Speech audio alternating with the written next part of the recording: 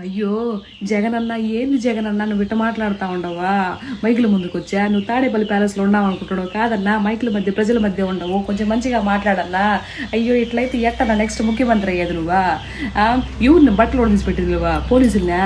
ఓయమ్మా ఎంత మాట అన్నావు జగనన్న నువ్వు. పోలీసులనే గుడ్డలోడు తీసుకుని పెడితే రేపు ప్రజలు అన్నారు ముఖ్యమంత్రి అయిన తర్వాత మనల్ని ప్రజలు సామాన్య ప్రజలు మనల్ని ఏం చేస్తారు అని చెప్పేసి ప్రజలు ఆలోచించుకుంటారన్నా. పులిసితక్క, నువ్వు మా జగన్మోహన్ రెడ్డి గారి గురించి మాట్లాడే స్థాయి నీది కాదక్క.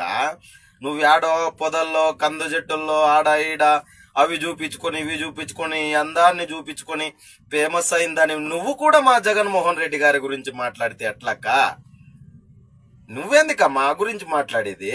అదే మీ నారా లోకేష్ గాడు కడ్రాయర్తో ఊరేగిస్తానన్నప్పుడు నువ్వు ఎవరితో పసుపు రాపించుకుంటుంటివక్క.